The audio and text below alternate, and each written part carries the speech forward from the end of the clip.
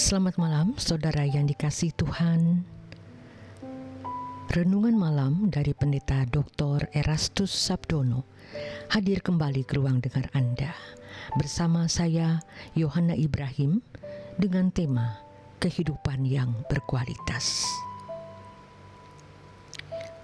Terdapat pernyataan bahwa bagaimana kualitas fisik seseorang yang sangat ditentukan oleh apa yang dikonsumsi. Dalam rentang waktu panjang, kalau seseorang mengkonsumsi jenis makanan tertentu, dampaknya bukan saja pada kualitas fisik, melainkan juga cita rasa lidahnya. Inilah yang menjadi persoalan berat bagi mereka yang hendak menurunkan berat badan atau diet secara memiliki kesehatan yang prima. Hal ini analog atau sejajar dengan kehidupan rohani seseorang. Kualitas kerohanian atau iman seseorang sangat ditentukan oleh jenis filosofi, doktrin, ajaran, atau pemahaman yang diserapnya, yang juga menciptakan cita rasa jiwa atau selera jiwa. Inilah yang menjadi sulit untuk diubah.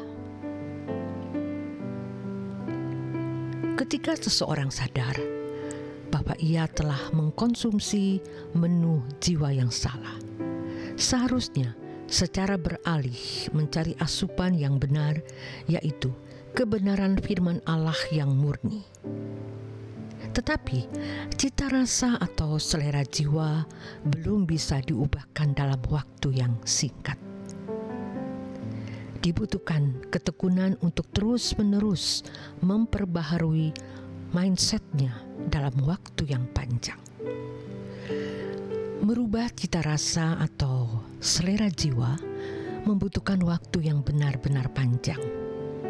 Bahkan kadang-kadang juga harus melalui pukulan, yaitu kejadian-kejadian yang menggoncangkan jiwa dan menekan perasaan. Sebab kalau guratan sirkuit jiwa yang diakibatkan pengalaman masa lalu sudah mendalam, tidak mudah untuk menghapus atau menghilangkannya. Harus ada guratan baru yang melampaui guratan yang sudah ada. Padahal membuat guratan baru tidak mudah, dituntut kerja keras dan rentang waktu yang cukup. Yesus sendiri belum cukup mendidik murid-muridnya selama 3,5 tahun untuk menjadikan mereka dapat memahami kebenaran-kebenaran Tuhan dengan mindset yang baru. Setelah kebangkitannya, murid-murid dalam kebodohan masih meminta atau menuntut agar Tuhan Yesus memulihkan kerajaan Israel duniawi. Rupanya 3,5 tahun belum cukup merubah cita rasa dan selera jiwa murid-murid Yesus tersebut. Mereka masih berpikir duniawi. Mereka belum memindahkan hatinya ke dalam kerajaan surga. Mereka tidak merindukan firdaus Allah yang benar. Mereka masih ingin membangun firdaus mereka sendiri. Mereka masih memiliki cita rasa dan selera firdaus di bumi, bukan langit baru dan bumi yang baru.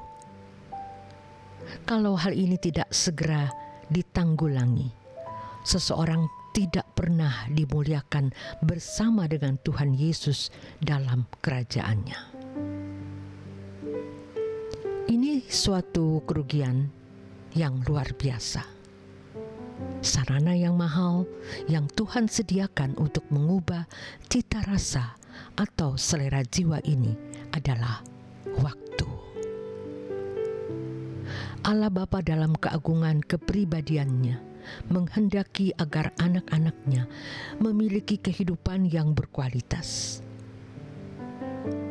Berkualitas menurut ukuran Tuhan. Kehidupan yang berkualitas hanya ketika seseorang memiliki cita rasa ilahi atau indera rohani seperti Yesus. Cita rasa atau indera rohani Yesus adalah menikmati kehidupan yang melakukan kehendak Allah dan menyelesaikan pekerjaan Bapa, bukan menikmati yang lain. Yohanes 4 ayat yang ke-34.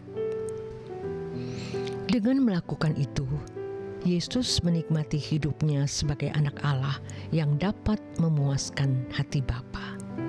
Matius 3 ayat yang ke-17. Keadaan hidup ini dapat menjadi kepuasan diri yang kudus. Melakukan kehendak Bapa menjadi kepuasan diri yang tidak tertandingi oleh kepuasan apapun, sampai menjadi ikatan yang positif atau kudus. Inilah orang-orang yang menyembah Allah Bapa dengan benar. Orang Kristen seperti ini dapat menikmati dirinya sama seperti Bapa menikmatinya. Dengan demikian, ia tahu apakah dirinya nanti di hadapan Tuhan di akhir zaman dikenal atau tidak. Oleh sebab itu, baginya Tuhan tidak perlu berterus terang, baik nanti maupun sekarang ini, selama ia hidup, sebab ia sudah bisa tahu atau merasakan apakah ia dikenal oleh Dia atau tidak. Dalam hal ini, seorang yang akan dikenal atau ditolak oleh Allah sudah tampak gejala dan ciri-cirinya mulai sekarang. Hal ini berbeda dengan manusia berdosa yang menikmati dirinya secara salah, yaitu memuaskan dirinya dengan fasilitas hidup dunia, kehormatan, sanjungan, dan pujian manusia. Inilah cara memuaskan diri, cara anak iblis yang menggiringnya ke dalam api kekal. Dengan cara ini, anak-anak manusia dibelenggu oleh kuasa gelap untuk menjadi sekutunya di dalam kegelapan. Orang Kristen yang memuaskan diri dengan fasilitas dunia sama dengan menyembah iblis. Jangan kiranya bahwa hanya orang-orang di luar gereja yang terjebak dalam pola hidup seperti ini. Orang-orang Kristen pun banyak yang terjebak dalam kubangan ini, dan mereka tidak menyadari keadaan mereka yang sangat membahayakan itu. Mereka masih menikmati dunia seperti anak-anak dunia menikmatinya. Dalam hal ini, kita bisa memahami mengapa Tuhan Yesus menuntut agar pengikutnya melepaskan diri dari segala ikatan. Matius 19 ayat 21 dan Lukas 14 ayat yang ke-33. Kehidupan yang berkualitas hanya ketika seseorang memiliki cita rasa ilahi atau indera rohani seperti Yesus. Terima kasih untuk kebersamaan Anda di Truth ID. Selamat beristirahat. Tuhan Yesus memberkati.